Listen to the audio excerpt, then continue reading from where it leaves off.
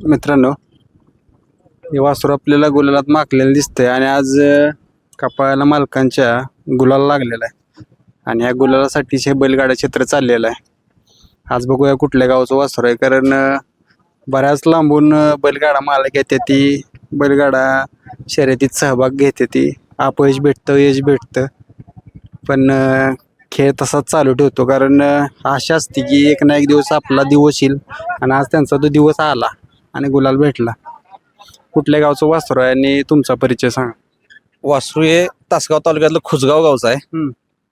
मी Khusgaon doctor या नावानं ओळखतो. बैलगाडी शर्यत आरत परतचे आमच्याकडे चालतं जास्त, पण आरत परत नंतर जरा ह्या क्षेत्रात जरा आता उतरायचं म्हणलं म्हणून वासरू घेतलं. 2 मैदान केले, तिसऱ्या मैदानात वासरू आज गट पास होऊन गुलालाचा मानकरी ठरलं. या वासरात मला मित्रांनो एक वेगळा बदल जाणवला.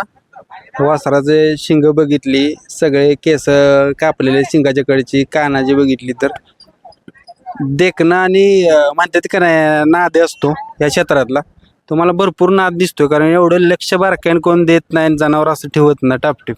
आम्ही ह्या क्षेत्रात 2000 पासून आहे. आरत परतच्या शर्यतीत आम्ही 2000 पासून होतो. आता मात्र ह्या क्षेत्रात इकडच्या म्हणजे 3 फेऱ्याच्या मैदानात आता 2 महिने झाला आलोय. 2 महिन्याच्या संघर्षातनं आज गुलाला आम्हाला नाही आला. या वासराची जात कोणती आहे? कारण मी बघितलं माझ्या आहे ना नॉलेजनं, तर वासरू ही एक नंबराच्या जातीतला आहे. वासरू धनगर खिलार ओरिजिनल.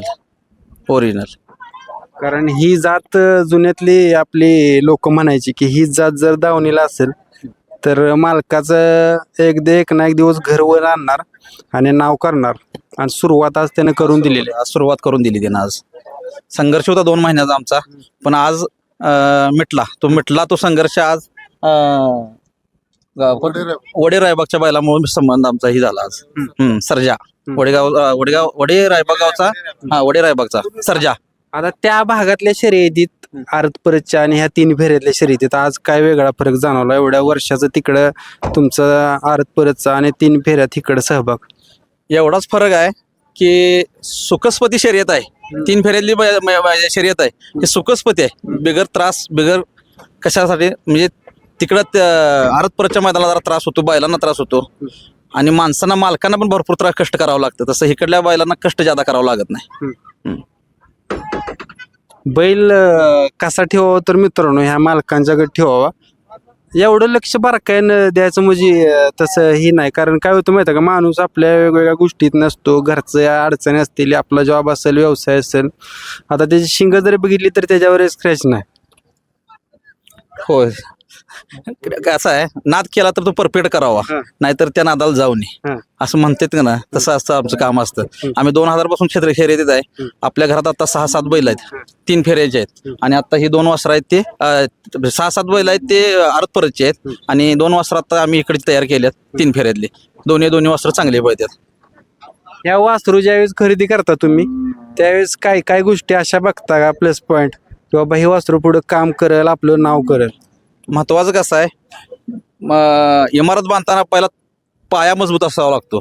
आम्ही पहिल्यांदा बैलाचे पाय, खूर, त्यानंतर कान, परत बैलांचे डोळे आणि कलर ह्याच्यावर प्रामुख्याने लक्ष देतो.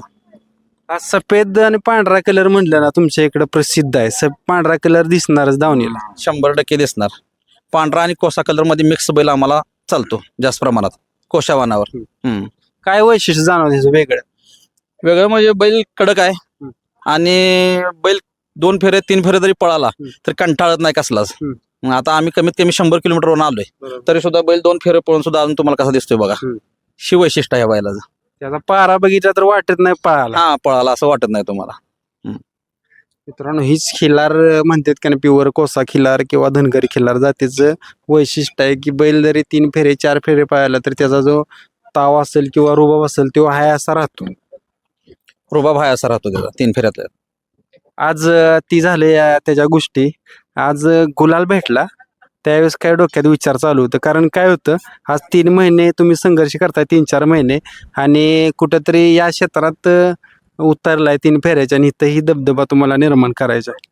100% इकडे दबदबा तसा आरत परतच्या मैदानात आमचा दबदबा आहेच, कारण की 2000 पासून आम्ही त्या क्षेत्रात आहे. तिथं आमचा दबदबा आहेच. म्हणजे चांगल्या टॉपच्या गाड्यात आमच्या तिकडे बैल पळतात. आता आम्हाला इकडे दबदबा करायचा होता म्हणून आम्ही ह्या क्वालिटी वासर घेऊन ह्या क्षेत्रात उतरलो. इकडे 2 महिन्यात उतरलो. पण आज त्यानं भरपूर आनंद दिला आम्हाला. कारण की 2 महिने आम्ही असंच यायचं, डबा खायचा आणि घरी जायचं. पण हा डबा खाल्ल्याला बी सुख लागलं आणि गुलाल मिळाल्याचा भरपूर आनंद झाला. काय वेगळं पण जाणवलं ह्या 2-3 महिन्यात? वेगळं पण भरपूर जाणवलं की खरंच ही शर्यत 3 फेऱ्याची आहे, खरंच चांगली आहे. 3 फेऱ्याच्या मैदानाची नियमावली आहे की अशीच कायमस्वरूपी राहावी आणि मैदान चांगल्या पद्धतीने चालू राहावीत. बरं, आता हा गुलाल असा तसा भेटत नाही, यासाठी टीम वर्क लागतं. आज कुणाकुणाचं सहकार्य राहिलं, कारण टीम मोठी दिसते. टीम आता कसं आहे माहितीये का, ही टीम मोठी आहे भरपूर आज. पण आम्हाला जरा थोडं लांब पडते. सगळी मुलं कामातले म्हणजे कामाला असल्यामुळं आज आम्ही 3-4 जण झालोय. आणि मात्र ह्या 3 फेऱ्याच्या मैदानाला टीम वर्क जास्त लागतोय, माणसांची संख्या जास्त लागते इकडे, एवढंच होते. घरी गेल्यानंतर कसा जल्लोष आज साजरा करणार? आज घरी गेल्यानंतर 100% जल्लोष चांगला करणार आज. कारण की 2 महिन्याचा संघर्ष आज मिटलेला आहे आमचा. आज कपाळाला गुलाल लागलाय, त्यामुळे आज चांगला असणार जल्लोष. ज्यावेळेस आता ओळख नुसती, नवीन काहीतरी करायचं असतं, त्यावेळेस कसं कसं डोकं लावून करता? कारण काय होतं, पायरा करणे असेल, कारण नवीन म्हणले की पायऱ्याच्या बी अडचणी भरपूर आहेत. नाही, काय झालं, ह्या क्षेत्रात पहिल्यांदा यायचं होतं तर आमचा भिवघाट एक्सप्रेस तलवार तो बैल आमच्या तिथं सुरुवातीला पहिला सुरू झाला. आणि त्या बैला त्यांच्या म्हणजे आम्हाला नाद आधी होताच, पण सुरुवातीला त्या बैलानं तलवारनं सुरुवात केली. त्याच्या पाठीमागं आम्ही आता हळूहळू त्यांच्या मार्गदर्शनात आम्ही हाय असं पुढे चालू ठेवले. आता मग पायऱ्याच्या बाबतीत थोडेफार अडचणी येत्या, पण असं झालं आता हा पायरा आमचा अचानक घडून आला. कारण की परवा अमरापूरचं मैदान झालं इथंच. मग इथं आमचा एक वासरू होतं, ते गट काढला होता, सेमीला जरा टाकाटाकीत मार खाल्ला होता गाडीनं.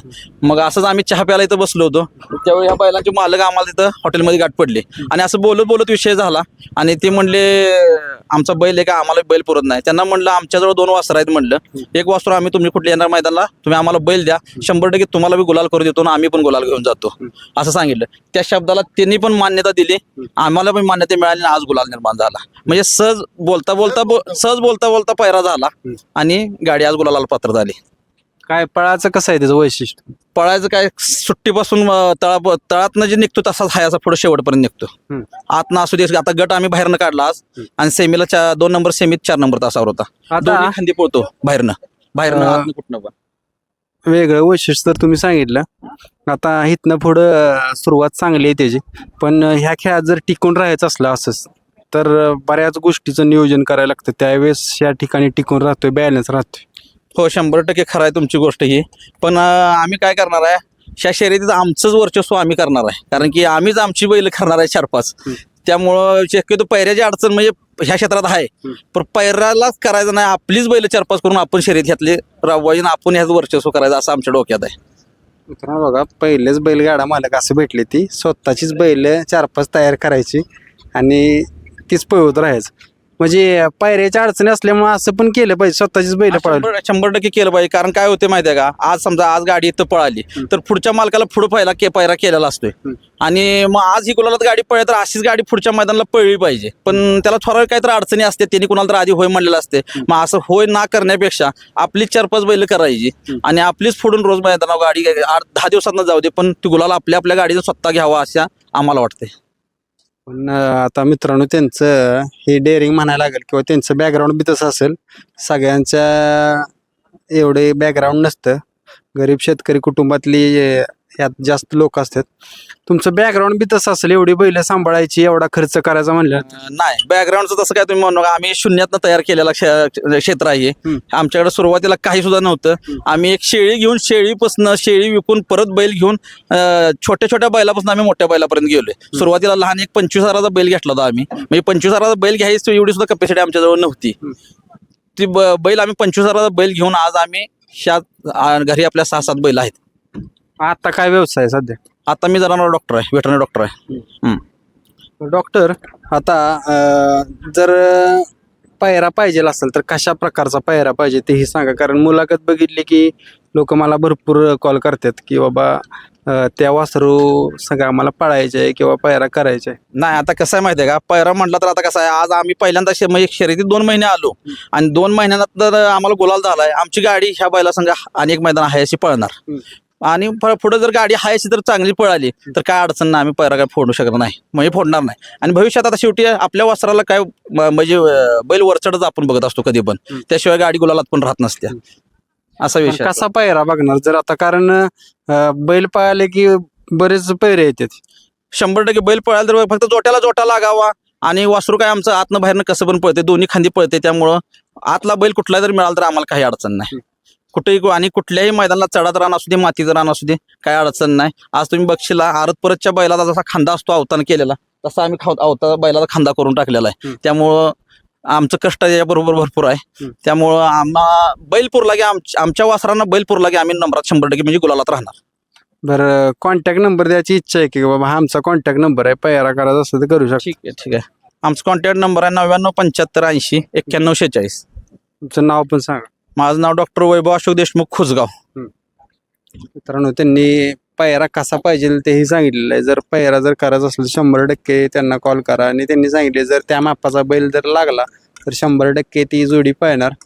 आणि आज बघितलंय तुम्ही यश पुढे आपल्या, आज त्यांचा जोट्याला जोट जुळला आणि आज गुलाल भेटलेला आहे.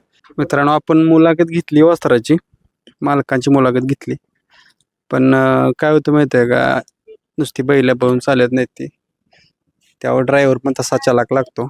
आणि मी कायम बोलतो की बैलगाडा क्षेत्रातला तिसरा डोळा कोण असेल तर ड्रायव्हरांच्या कुठनं जाणून घ्यावे की वासराचं काय वेगळं वैशिष्ट्य त्याला जाणवलेलं आहे. ड्रायव्हर, आज तुम्ही वासराच्या गाडीवर बसला, आज काय वेगळं वैशिष्ट्य जाणवलं गाडीवर बसल्यानंतर? वासरू म्हणजे एवढं आहे, कोणाला वाटणार पण याला तळवेळ असेल, पण तळाच्या बैलाला तासा लावते, खालनं वरपर्यंत एक सारखं पळते. भविष्यात काहीतरी करेल. आणि भविष्यात म्हणजे आता होता ताराच म्हणावं लागेल. पुसेगावला पेडगावला काहीतरी घडविल वासरू आदतला, एवढं वासरू चांगलं पळते. पैरा जर झाला चांगला तर पेडगावला काहीतरी करेल वासरू. वासरू चांगलं पळते, काय सुद्धा अडचण नाही वासराची, व्यवस्थित पळते वासरू, दोन्ही खांदे पळते, तेवढे स्पीड आहे, आतनं बाहेरनं दोन्ही खांदे पळते वासरू. कुठल्या गाडीवर बसल्यावर असं वाटलं की ह्या वासरागत पळ आहे किंवा काय, कुठल्या बैलाक त्याचा पळ आहे? वासरू आपलं सुंदर, पोलीस पाटील तांबवे यांचा सुंदर, म्हणजे आणि बैल मी चांगल्या गाड्या आणल्या त्या, आणि वासराचं स्पीडच वेगळा आहे. वासरू म्हणजे एवढं पळते की व्हायचं आज म्हणजे बारीक आहे थोडं, अजून 2-4 अड्डे झाले की वासरू गावणार नाही कोणाला. पायरा चांगला असला तर एकच होणार त्या मैदानात, एवढं आपण सांगू शकतो. चालतंय मित्रांनो, आपण त्यांना शुभेच्छा करूया की जसं ड्रायव्हर बोलले तसं त्यांना कायम यश मिळेल. धन्यवाद.